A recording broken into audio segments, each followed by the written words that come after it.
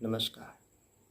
किसी भी देश के विकास को निर्धारित करने में जिस तरीके से बच्चों का अपना एक प्रमुख योगदान होता है, उसी भांति उस देश के विकास को निर्धारित करने में मातृशक्ति का भी अपना एक विशिष्ट यहाँ पर योगदान होता है।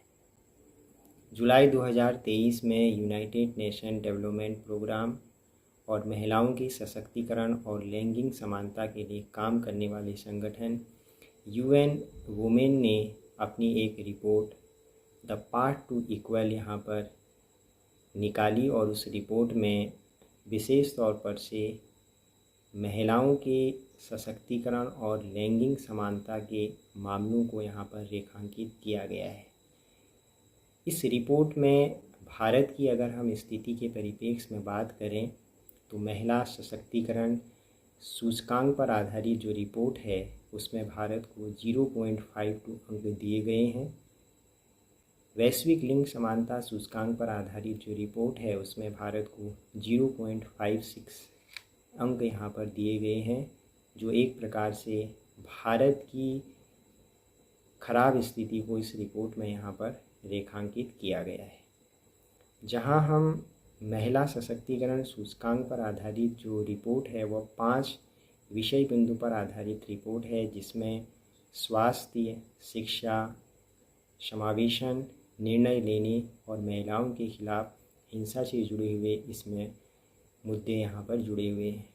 उसी तरीके से महिला सशक्तिकरण सूचकांक की अगर हम बात करें तो उसमें भी यहाँ पर है स्वास्थ्य है, शिक्षा है, समावेशन है, निर्णय लेने के साथ साथ मानव विकास में यहाँ पर पुरुषों के सापेक्ष यहाँ पर महिलाओं के जो स्थिति है उसका मूल्यांकन इस रिपोर्ट में यहाँ पर किया जाता है और दोनों रिपोर्ट एक दूसरे के पूरक के तौर पर यहाँ पर मानी जाती है। यदि हम भारत के परिप्रेक्ष्य में बात करें तो हमारे यहाँ पर लैंगिक समानता जो सूचकांक की स्थिति पर अगर हम ध्यान दें, हमारे देश में जो संसद है उस संसद में महिलाओं की अगर हम हिस्सेदारी का अगर हम आकलन करें तो वह है आपका 14.72%।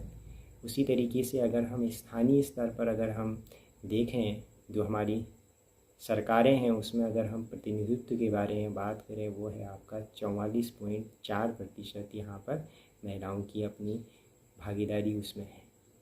भले ही हमारे देश में राष्ट्रपति के पद के तौर पर महिला सशक्तिकरण की एक जो गाथा है वह अंश यहाँ पर उसको रेखांकित करता है। बहुत से ऐसे राज्य हैं, वहाँ की जो प्रमुख राजनीतिक पार्टियाँ हैं उसमें महिला प्रमुख यहाँ पर हैं। राज्यों के मुख्यमंत्री के तौर पर महिला हैं, सेनाओं में महिलाओं की बढ़ती हुई भागीदारी है, वैज्ञानिक अनुसंधान क्षेत्र में महिलाओं का अपना एक प्रमुख योगदान है। लेकिन फिर भी भारत की स्थिति यहाँ पर चिंताजनक है। शिक्षा किसी भी देश का एक मुख्य आधार होता है, वही भविष्य के निर्धारण में अपना योगदान देता है। इस रिपोर्ट के अनुसार से अगर हम देखें तो वर्ष 2022 में भारत में केवल 24.9% जो महिलाएं हैं उन्होंने माध्यमिक या उच्चतर शिक्षा को यहाँ पर प्राप्त किया और इसमें 2012 से 2022 के बीच में अगर हम देखें तो केवल हमारे देश में 15.9% जो महिलाएं हैं वह शीर्षस्थ पदों में यहाँ पर रहे हैं, जिसमें मैनेजर जैसे पद यहाँ पर शामिल हैं। और अगर हम भारत में कार्य हिस्सेदारी के परिप्रेक्ष्य में अगर हम महिलाओं के बारे में बात करें, महिलाएं या वो महिलाएं जो विवाहित यहाँ पर हैं और 6 वर्ष से कम उम्र का जिनके यहाँ पर बच्चे हैं तो उनकी श्रम में जो भागीदारी है वह 27.1% यहाँ पर है।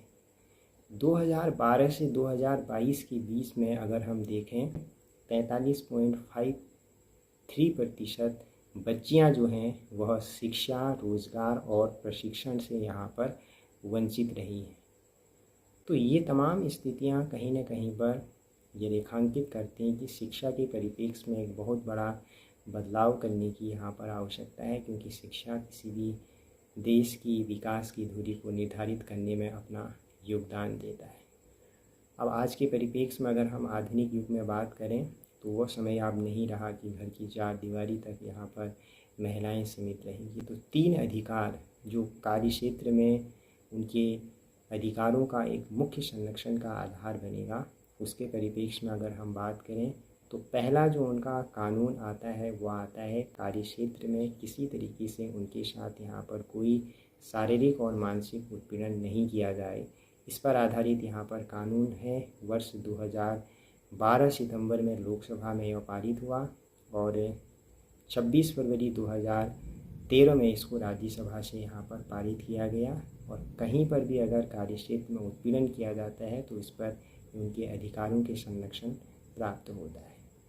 इसके अलावा एक कानून है आपका मातृत्व अवकाश पर आधारित कानून है, जिसको हम मैटरनिटी लाभ अधिनियम 1861 कहते हैं। और इसके अनुसार से वो कोई भी महिला जो बच्चे के जन्म लेने से 12 महीने पहले की वह समयावधि, उसमें 80 दिन उन्होंने किसी भी कंपनी में अगर यहाँ पर कार्यरत हो रही हैं तो वह इस मैटरनिटी अवकाश का यहाँ पर वो भागीदारी हैं।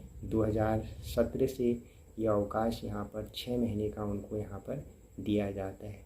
फिर है आपका समान कार्य और समान वेतन पर आधारित जो नियम है, इसके अंतर्गत कार्य क्षेत्र में कोई भी महिला जो होगी उनको कार्य करने में पुरुषों के समान ही वेतन दिया जाएगा यदि वह समकक्ष कार्य यहाँ पर करती हैं। 1976 का यह एक तरीके से कानून है। तो इन कानूनों के माध्यम से हम उनके अधिकारों की उपलब्धताएं और संरक्षण के परिप्रेक्ष्य में बात कर सकते हैं और यही एक महिला सशक्तिकरण का अपना मुख्य आधार रहेगा।